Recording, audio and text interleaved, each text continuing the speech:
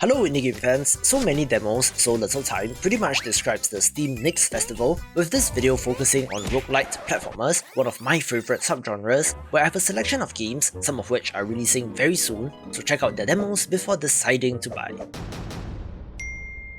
Let's begin with Falling Out, an adorable looking title where you play as an oddball couple on a misadventure in Egypt while on holiday, having to work together to fight monsters and escape.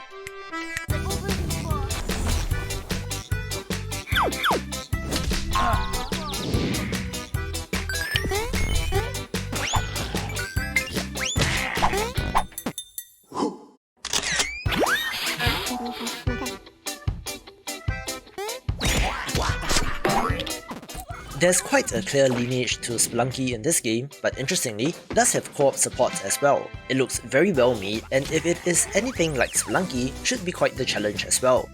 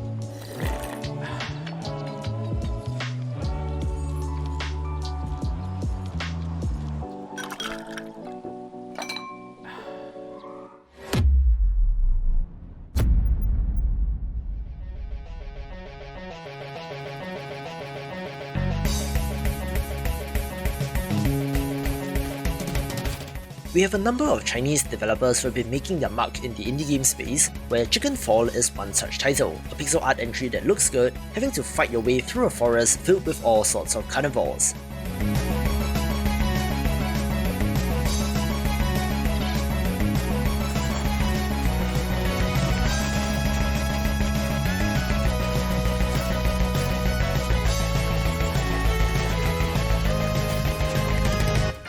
The most interesting aspect of this is that you're able to call in a whole bunch of friendly chickens that fall from the sky paratroopers style as your backup, where the weapon variety looks great as well.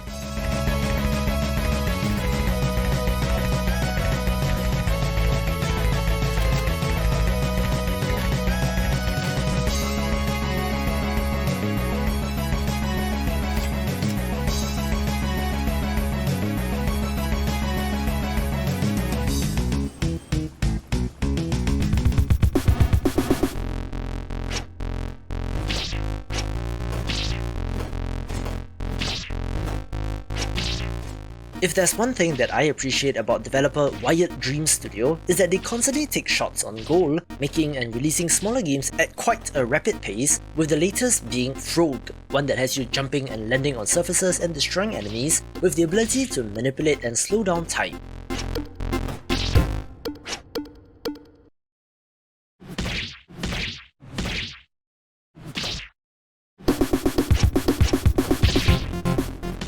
I do think that sheer volume is a fantastic way of getting great at something, including making indie games, so for the indie developers out there, rather than spending 8 years on a so-called masterpiece, perhaps try your hand at smaller projects first.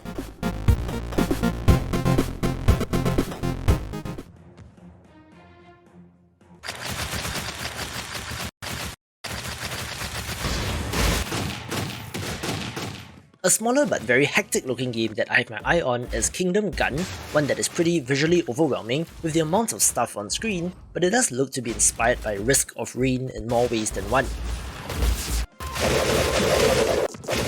I like the pixel art, with it being successfully funded on Kickstarter in March 2021, and with the release planned for next month, is one to try.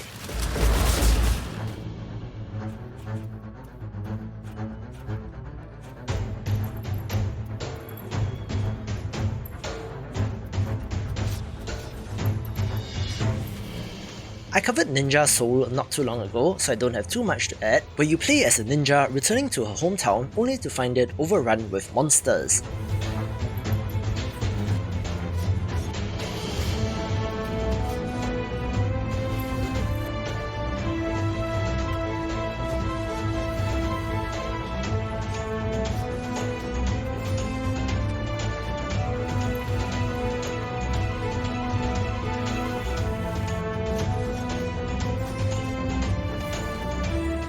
there is loot and some fantastic looking spells, making this all-action title worth a look.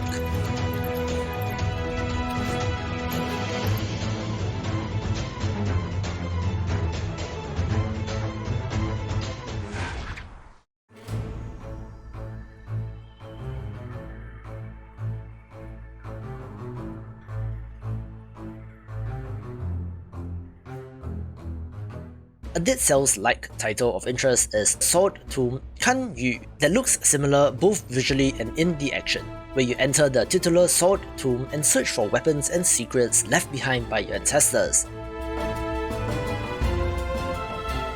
The tomb has been overrun with cyborgs and horrific monsters, but the futuristic setting gives the potential for interesting enemy designs. I quite like how the multiple swords are used as well, so let's see what else this has in store for us.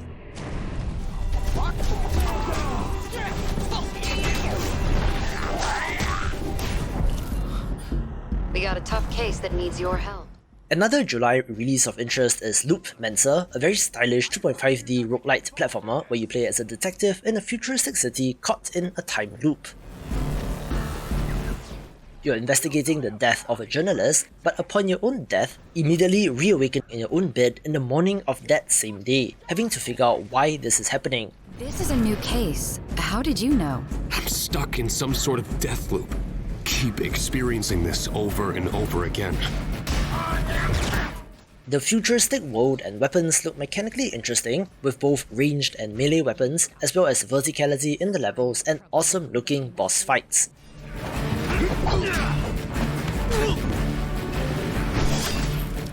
This is a fun game. Let's keep playing.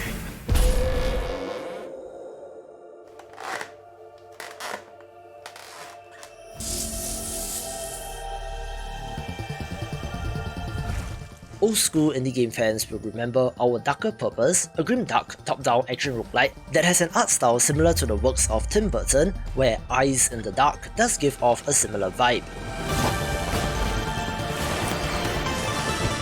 Play as Victoria Bloom, attempting to drive back the darkness that has taken over Bloom Mansion, where of course light and shadow are the main mechanics here.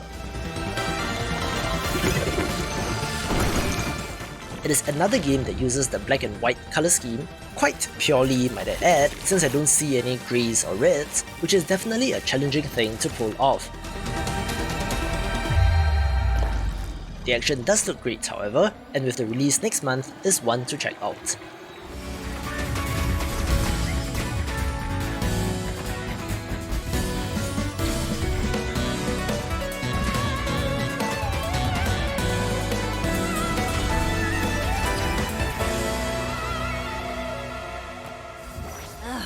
Let's try that again. LC is a long in development title that is still without a release window, but this is one of the most hectic looking titles out there, since you have a whole bunch of drones to augment our heroine, adding a bullet hell element to this game.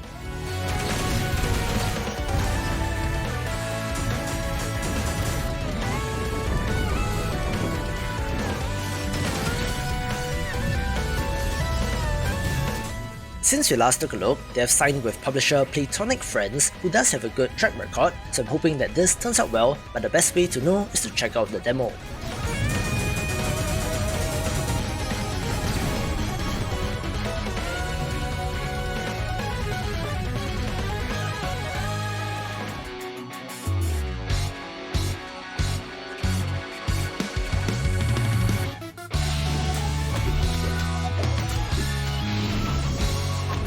I think that Touhou Blooming Soul looks absolutely fantastic, a pixel art title that uses the Touhou characters once again, having some very impressive art and animation.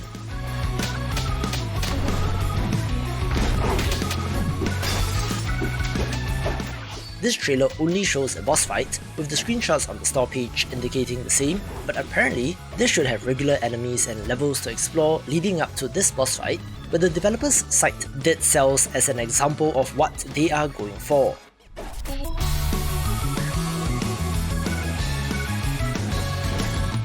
This game allows you to switch between 4 emotions which can change up the combat style, but if it all comes together, it could be a standout title taking the #1 spot.